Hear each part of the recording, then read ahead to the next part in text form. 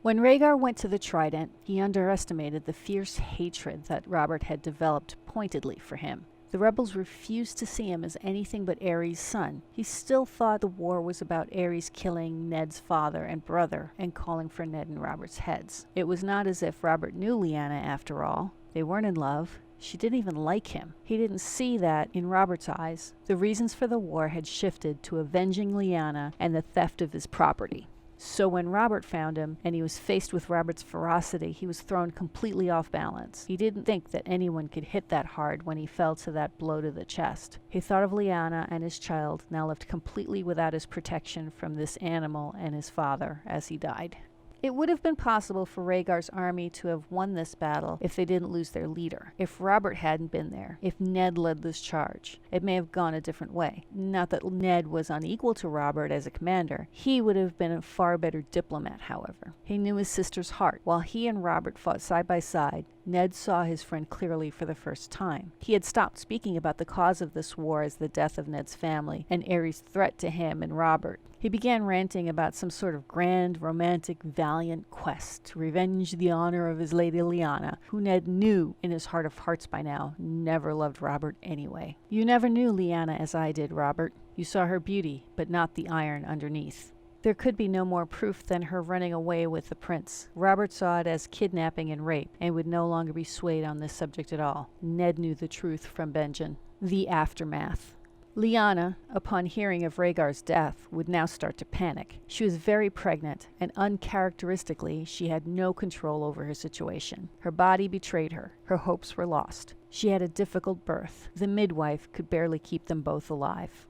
When King's Landing fell and the war was lost, she heard what happened to Elia and the children and was terrified for the life of her son, not to mention her own. If by some miracle Robert still wanted to marry her, she would be damaged goods to him, and she would have faced a life of conjugal servitude and punishment worse than anything he would ever do to Cersei. She would not have gotten to keep her son, even if by a miracle he didn't suffer the same fate as little Aegon. The stress attacked her. She had a postpartum infection and was feverish and too weak to protect her son. But the Kingsguard stayed, and she had to rely on them. Her baby was now Rhaegar's only heir. Her brother Ned left King's Landing to lift the siege at Storm's End. When he arrived, Mace Tyrell made a purposefully offhand comment that he should check out the Tower of Joy. There may be something there precious to him. When her brother arrived, Lyanna stayed alive long enough to make Ned promise to protect her son from Robert. She told him the boy's Targaryen name. She told him she wanted to be buried in the family crypt and not in Dorne. She made him promise to help her son when he came of age to take his rightful place on the Iron Throne. She was safe from tortured slavery to Robert Baratheon, and Ned would never break his promise.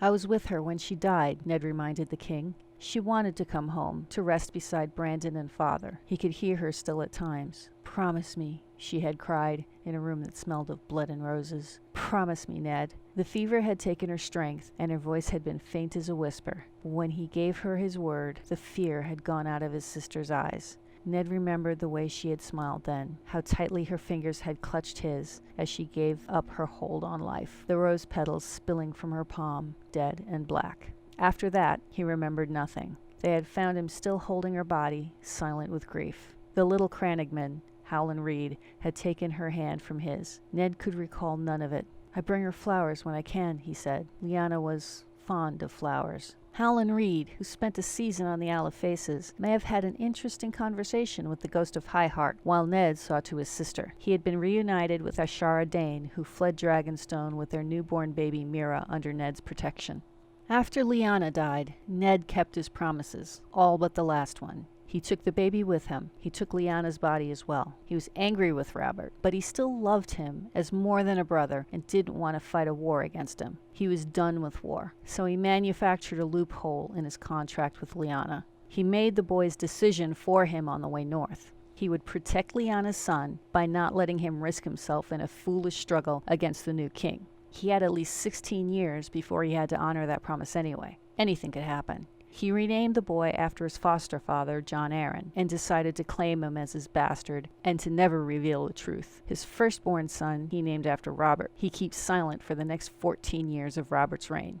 Long live King Robert. 14 years later, before he goes south to protect his friend's life as Hand of the King, he lets Jon Snow take the vows of the Night's Watch before finding out his true lineage and swears Benjen to continued silence. When Ned would finally tell him of his parents, Jon would already have made a solemn vow to renounce his crown. He feels himself a coward. The thought of Jon filled Ned with a sense of shame and a sorrow too deep for words. If only he could see the boy again, sit and talk with him. Pain shot through his broken leg, beneath the filthy gray plaster of his cast. He winced, his fingers opening and closing helplessly.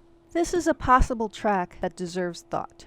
I started from the question, what would Arya do? Arya reminds several people of Lyanna, after all. There are many points that have little evidence to corroborate, but that can be said of many of the other theories that have been put forward that have yet to happen in the books. Thanks for everyone who inspired and influenced this essay.